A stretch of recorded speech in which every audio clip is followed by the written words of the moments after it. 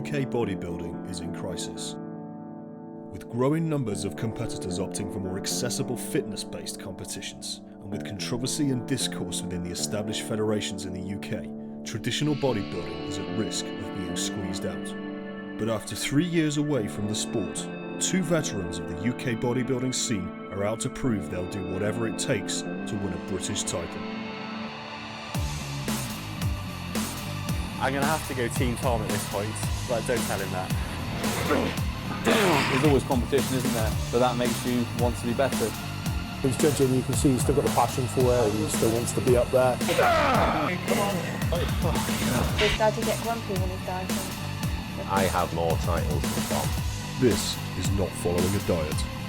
This is not getting fit. This is not drugs doing the work. This is whatever it takes. This is prep.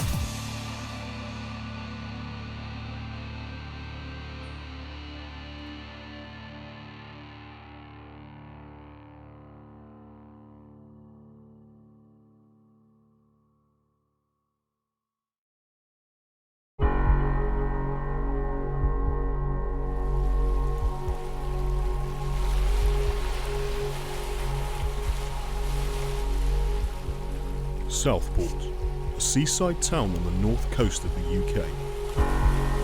It's the Friday night before the British finals, and in his hotel, Paul checks in with his coach, Phil.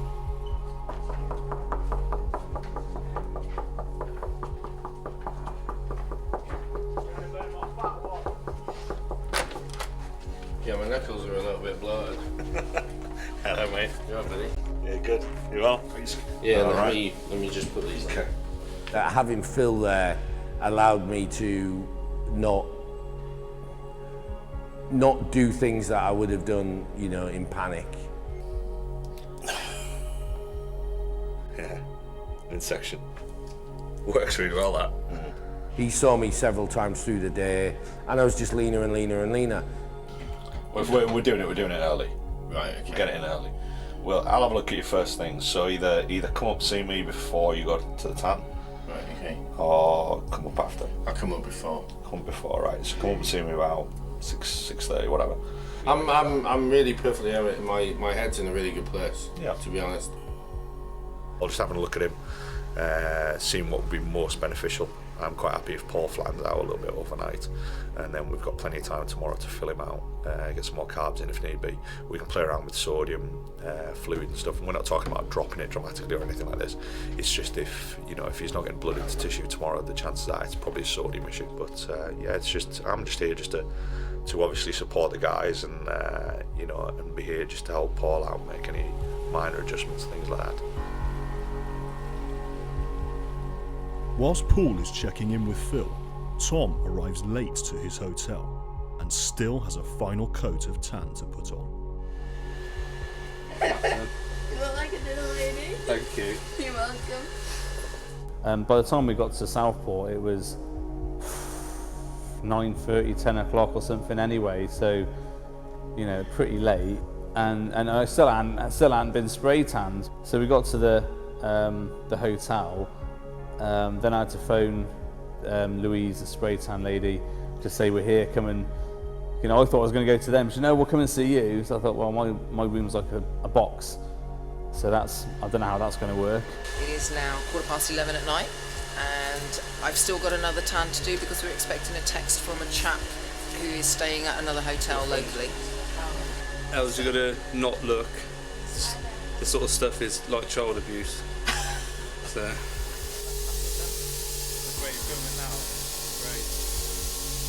And by the time that was all done, it was like in 12 o'clock, I think. I think if I phoned anyone at that point and said, oh, can you have a look at me, that I'd be told to fuck off. Having once again not practiced a posing routine in advance, Paul has now also changed his posing music at the last minute. I had this one.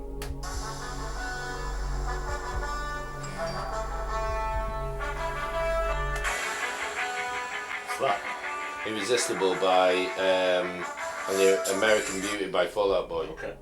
And I've gone with I was at my good friend Sully's place the night before, prepping food, and he asked me what it was. So I played it on my phone, he's like, oh no.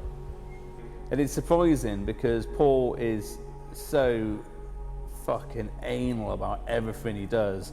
Like, if he has a breath, he knows how many volumes of oxygen he's inhaled and how many volumes of carbon dioxide he's exhaled. You know, everything Paul does. He's even got a fucking macro on his computer to track blood levels of testosterone. That is fucking sad. All right, okay. Nice. Which I sort of had in my head before the West. Well, yeah, I didn't have a posing routine for the other music, so there's no risk.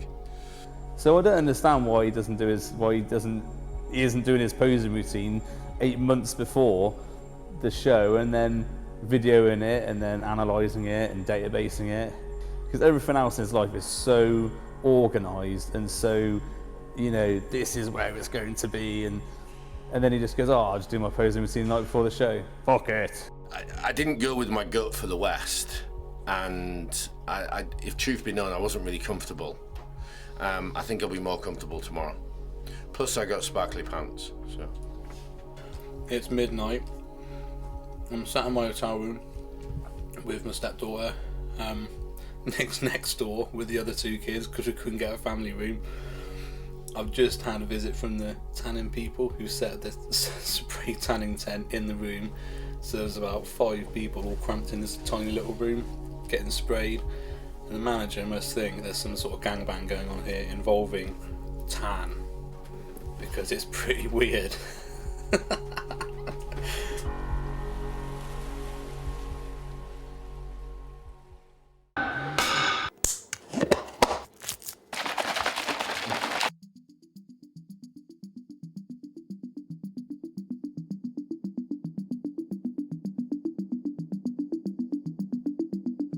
It's the morning of the finals, and Tom is on his way to registration. Paul's already registered. His hotel is right on top of the venue, but my hotel's just down the road, so just walking down now. It's like a seaside town with, I suppose, an amusement park, all the normal stuff you see down other seaside towns, except it's really fucking cold all the time. For me, to be honest, Southport's the home of Nabba. It is a little bit cheesy. So you've got the arcades and shops and weird things outside that kids put money in and stuff.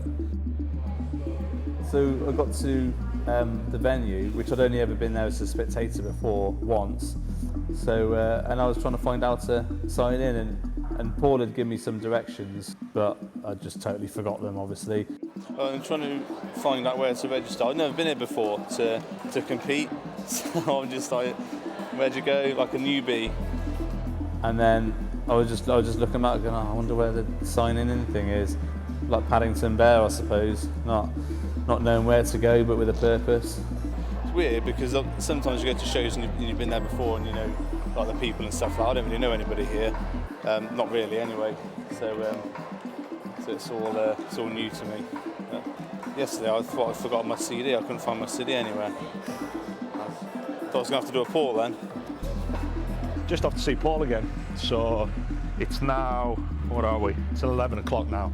So Paul's had a reasonable amount of carbs this morning, which when we looked at him before, they hadn't had time really to kick in for me to see what effect they'd had on him. So we're off to see him again now, and then I'll make a call on what we need to do. Again, carbs, water, sodium. We're back.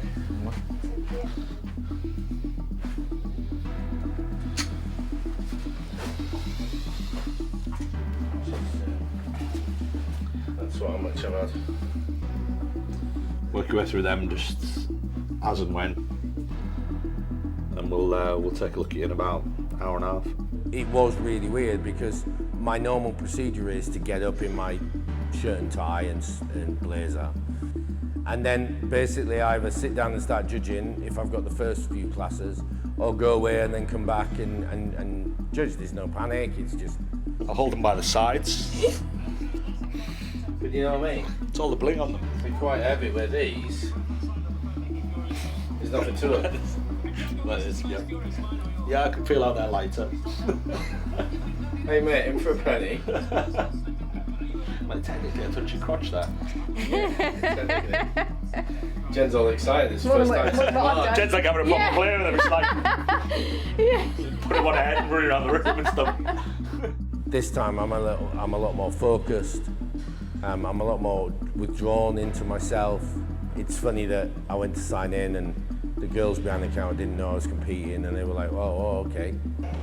My husband gives me bad nerves. He always leaves things to the last minute, whether it's music or his routine, and he's actually just changed his posing trunks yesterday and hadn't even tried them on until this morning, so he didn't even know if they were going to fit until about 2 hours ago. Paul knows absolutely everybody in NABBA. I was just sat there and people walking past and everything else a bit, all right Paul, and who are you? Despite the nerves of the day kicking in, Tom still finds time to wind Paul up about his new trucks. Is that like on the underneath part of it? No. Side. Sure. Yeah. I know how to wear. You can't just say they look nice, can you? They did look nice, but it looked as though it was like... They're not going to be underneath, buddy, you cock.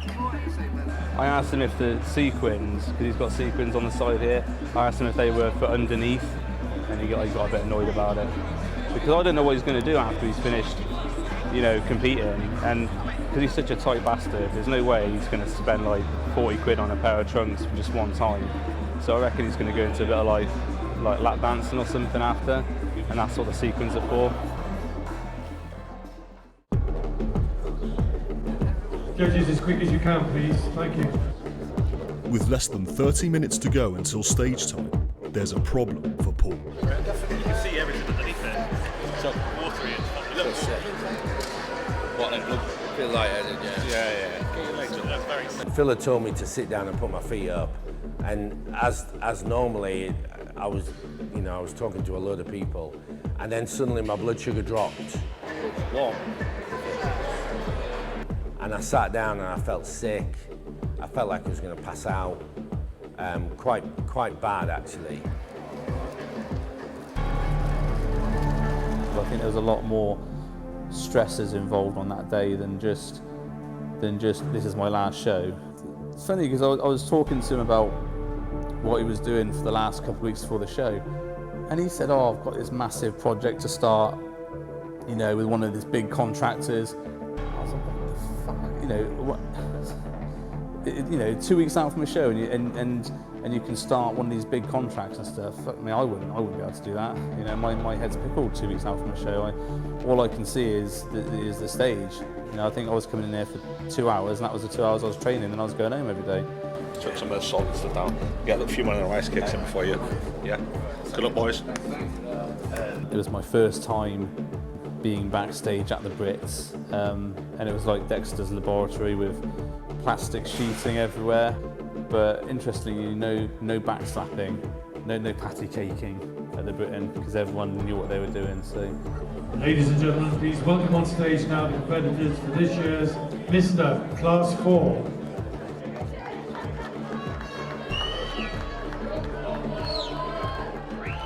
So it's the same as how the NABBA West was done. So you have a pre-judging, and then you get judged, and you do your quarter turns or whatever, and then you come back for the night show, and that's when the awards and stuff are.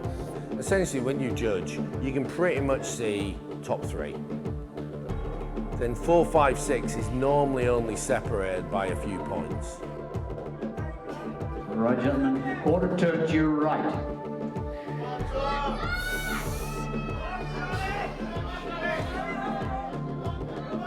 Quarter turn to your right.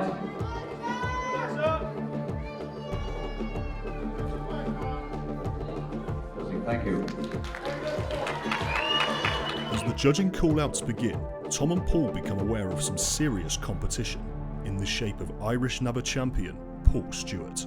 He only had one call-out, and generally if someone has one call-out, that guy's won, you know, because it's like we've seen you against all the people we think who are good.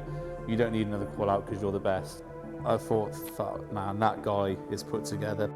And Paul Stewart was by far, he got one call out. But then obviously you got the other side of it, is if you only get one call out but it's the last call out, then you're the shittest. First call out. Number 6 in the centre, please. Number 4. Go on pause, please. Number 8. Number 9. Number 12 to the opposite side. Number 12.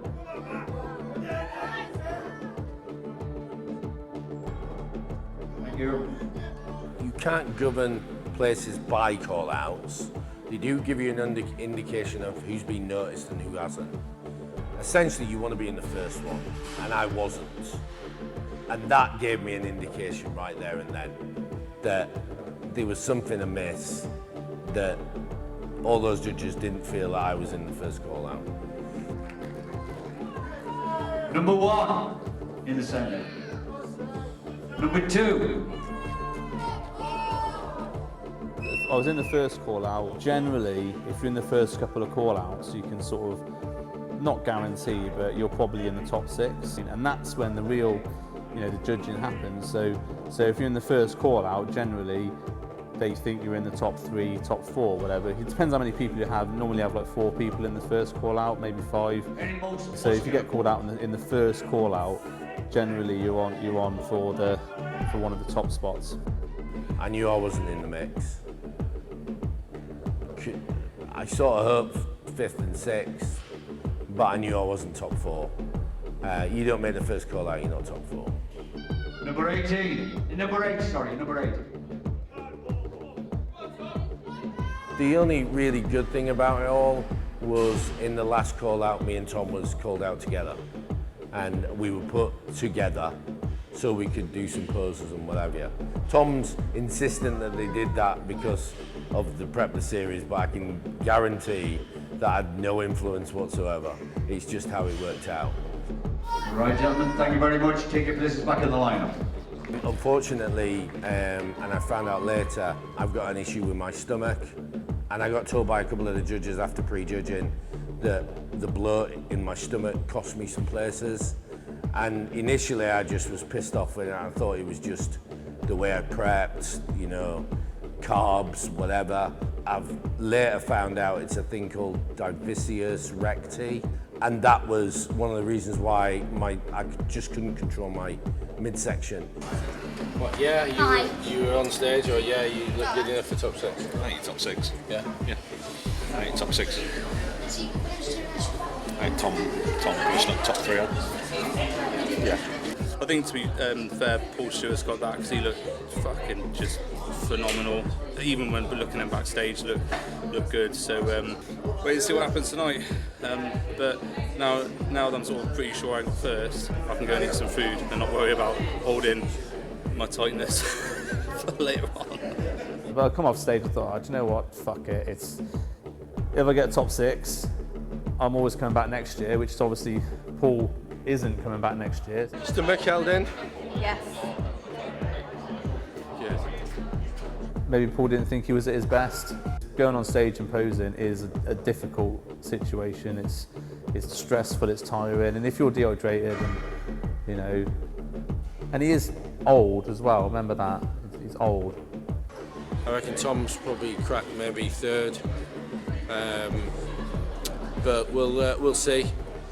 As long as you call my name out, then I'll be happy. He handled himself very well on stage. Everything we planned to do, I think he's done. So yeah, I think he'll be happy with getting in there with the top 6, which would be nice. But we'll find out this evening. When we went for a meal, I genuinely couldn't talk.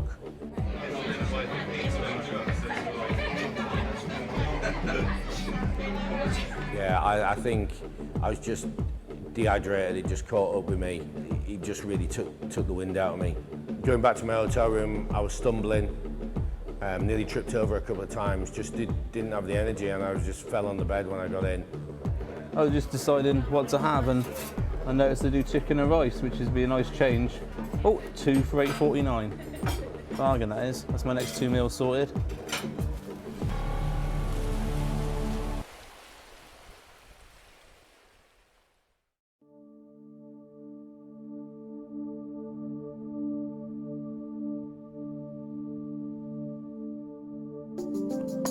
It's time for Tom and Paul to head back to the venue for the night show.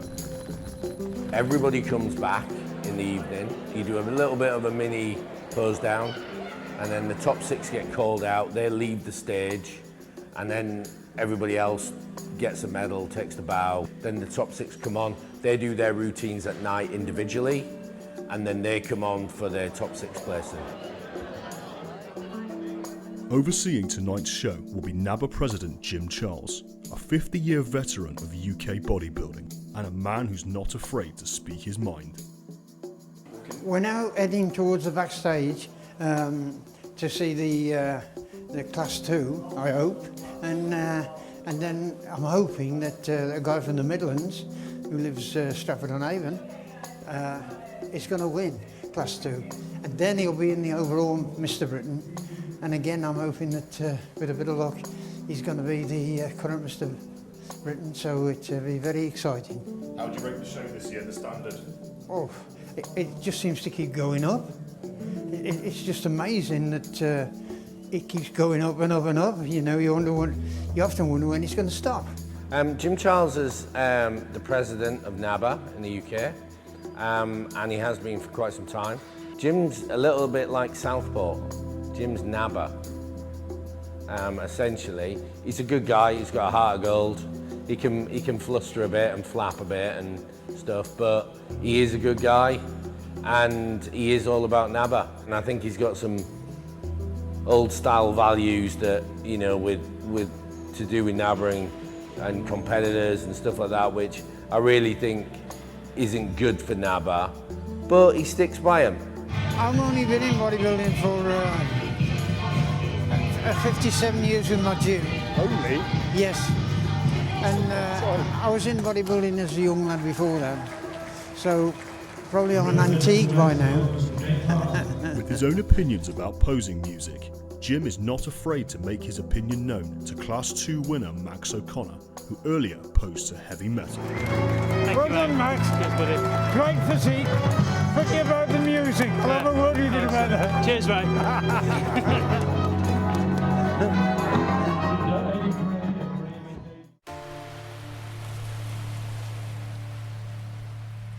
With the evening show underway, Paul's training partner Martin arrives after a 300-mile drive. 300 miles today, left at 5:30. Took about 6 hours, wasn't too bad. A nice early journey, so hopefully you do the same for me if I ever made it up here one day.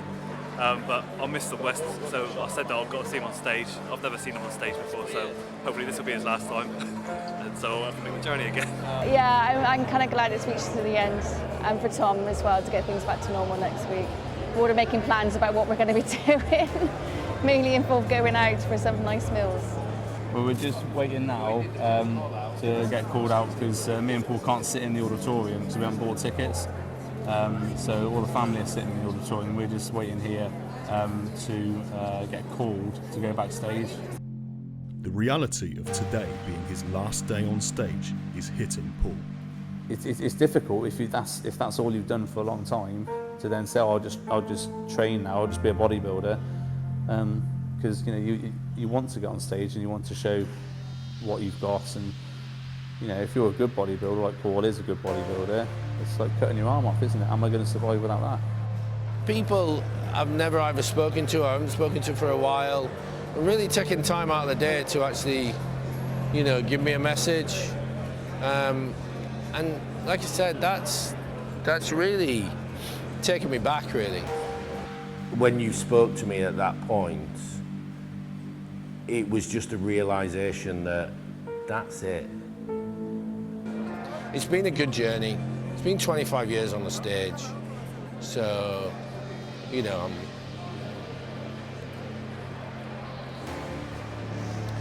It'll be hard to give up, because I do love it, but the reasons to give it up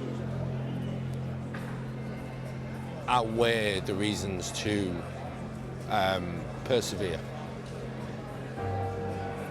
So, we good? Good. Thanks, mate.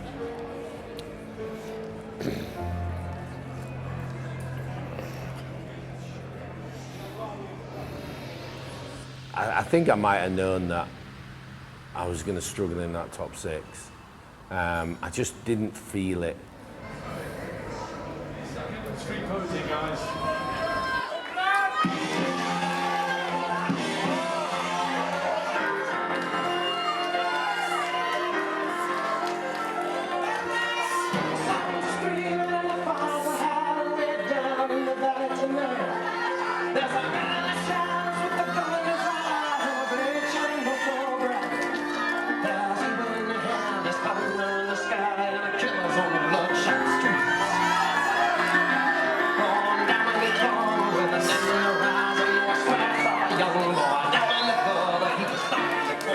Okay guys, one line please, face the audience.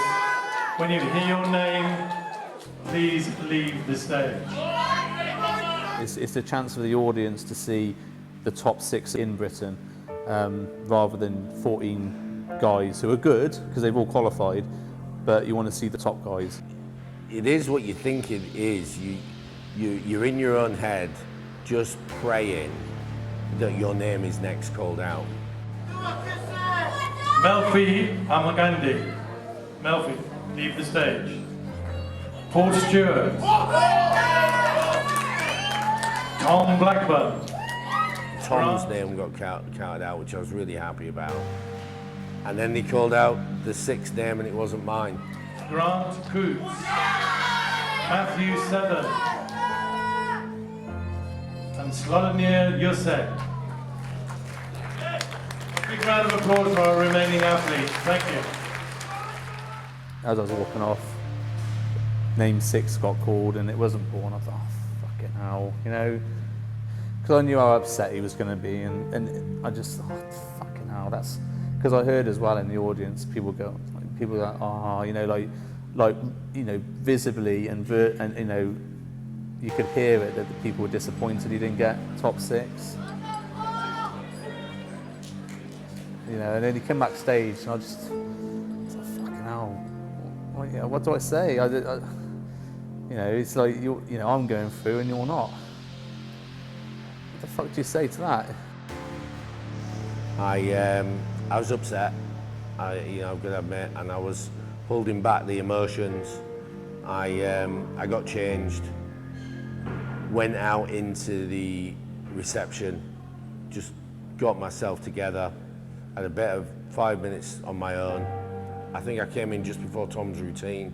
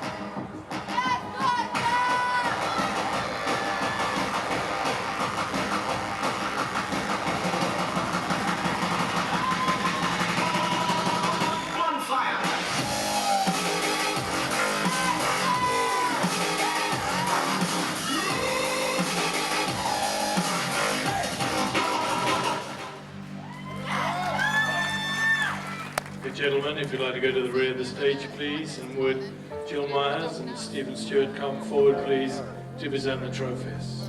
4th place, representing the Midlands, Matthew Seddon. In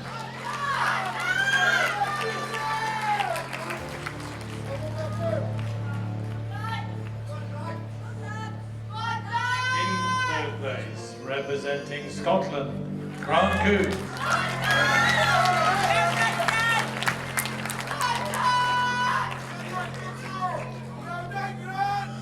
In second place, representing the West, Tom Blackburn.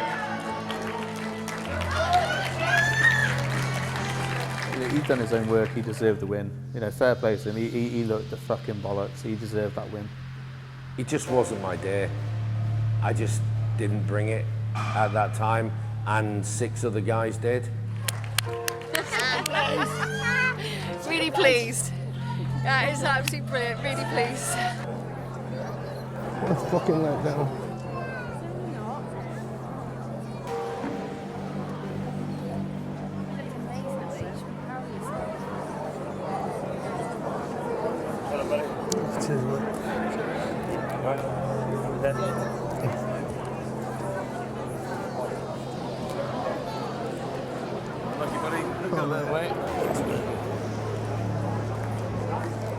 That's the thing, you see, all your family comes to see you, and you come off and think, fucking hell, they've all come for nothing or whatever, and you know, you put a lot of weight on yourself.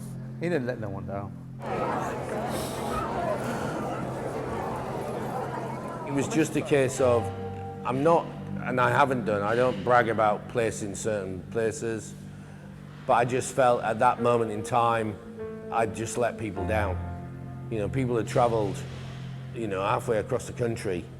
I had one friend come from Portugal, and I'd not made the top 6. And I just felt that I'd let people down. And that emotion just really got the better of me. More than I expected, to be fair. Good on, mate. It was tight. Just fucking so good. Yeah, it was a good standing. Oh yeah, the guys look good, but I thought I'd just scraped in. All right, cheers mate, and you. We'll take pictures of our medals later.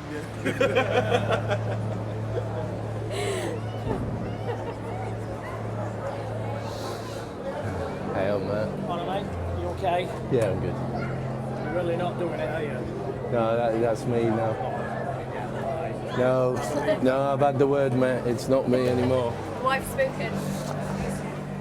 It's sort of that emotion that's it. It's not like, oh, I'll come back next week and do it again. That's it. You've had your chance. You didn't do it, mister. And it was sort of that realisation just got all on top of me. The day itself just got all on top of me.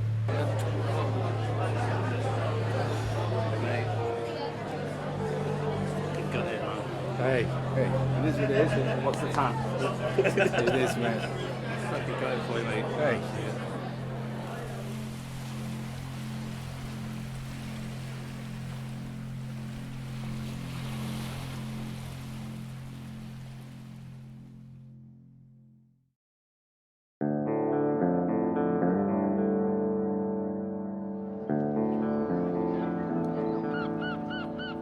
It's been 3 weeks since the British finals, and today will be the first time Paul and Tom have seen each other since. Paul's coming down today to have just a catch up, and we haven't seen each other for a few weeks. So he's coming down today to. It's going to be annoying because I'm off any test at the moment. I cleaned myself out after the show, and Paul's not. So he's going to have probably a bit of a gloat that he looks better than me. Prick. Bodybuilding is a selfish sport. It's, you know, although everyone goes, oh, there's camaraderie and everything else, yeah, there is. But essentially, bodybuilding is you out to get what you can for yourself. You know, there's no team bodybuilding. It's all me. You know, I am the bodybuilder. So, you know, if two friends are competing against each other, well, so what? A proper mate you'll both help each other. You'll both go on stage and you'll both really enjoy it. I've realised now, afterwards, just how stressful that 6 months was. Looking back, watching the episodes, I didn't realise, you know, how I was. Competing is something I do. You know, I love to do it. I love the time on stage, and I do it for that reason. You know, I said in episode 6, it's all about the top 6, and I didn't make the top 6. I left Southport with a medal, and I've got no excuses. I guess it was the end of 25 years. Not bad. What are you doing? You nearly finished shoulders? Probably. I feel this week today. Was the past 6 months worth it? Yeah, because obviously I got to compete again, which was great because I've been wanting to compete for 4 years. I got to compete with Paul, which is something we talked about doing for ages but never done. Mine and Paul's friendship is a lot better now. I mean, we were good mates before, but this has sort of really, you know, solidified that as you know, he is my best mate, and you know, because we've got such busy lives, we normally just talk a lot on the phone, so we got to see each other a lot more, which sounds pretty gay, but it's actually, you know, nice. I've got an issue with my shoulder, but that only stops me doing, say, heavy curling, so I can do heavy. Yeah, heavy. Not light. I truly believe in friendship and support structure and things like that. And this started out as a journey for me and Tom to, you know, shout about who's the best and who's not and stuff like that. And it ended up with both of us being closer, being more like brothers than friends. That in itself was worth every single minute. Look, let's do an arm workout and then I'll just lower the weight to what you're using, that's all. I've got an injury to work around. Best advice I can give anybody is to make sure you've got time. Don't try and do it in 12 weeks or 14 weeks. Have time. If you try and do it in a short period of time, you're going to lose more friends than you gain. If you do it over a longer period, without the pressures of a documentary and what have you, you're gonna handle it better. All the excuses now: ill, no carbs, Trained shoulders, old, bald. How does me being bald affect my? Believe me, you're down on the floor and everybody can see it. It's a conscious thing. You've got to have an eye or have someone who's got an eye to say, you know, mate, you're not in condition, you need to diet harder. Because a lot of guys don't have that. They don't have a guy telling them, or they've got some guy just lying to them and saying, yeah, mate, you look awesome. And you get on stage, mate, you don't look awesome. You know, you should have dieted another 6 weeks. And, you know, everyone's been at a bodybuilding show and they've looked on stage and go, what the fuck? That guy, you know, he ain't dieted. Why the fuck's he on stage? Everyone's been to a show like that, you know, and it's normally because that guy has got someone telling them they're ready for a show, and they are not ready for a show. Well, I'm bringing my trophy from the Brits, and I'm going to put it on my trophy wall at the gym. So just make sure before you do anything like that, you've got what it takes, you've got the correct people around you, you know, to back you up and to give you really critical advice. You know, you have someone you can go to, you know, not just for the sake of being a wanker to tell you look like shit, but to actually say, no, you've got another 6 weeks to go. You have this much weight to lose. Because if you don't, you're the prick who's got to stand on stage looking fat, and you're the prick who's going to get laughed at. You know, we've all seen it on stage, all seen fat people who thought they were massive, not looking massive. Trophy ladder. I've known some really good physique bodybuilders go into really heavily depressive states afterwards because they've got nothing. They've destroyed their life, their circle of friends have gone, their partners have gone, all for a trophy. And then when it's all done, they don't know what they're doing with themselves. Thankfully, that didn't happen to me and Tom. I think we both dipped a little bit, but we've got such a good support structure in our families.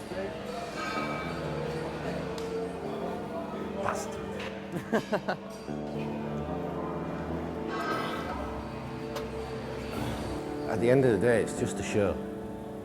That's all it is. There's a million more. That's that until next May. Don't sacrifice things that matter. Don't sacrifice family. Don't sacrifice close friends. It's not worth it. It really isn't, because once you've been on stage, no one gives a fuck.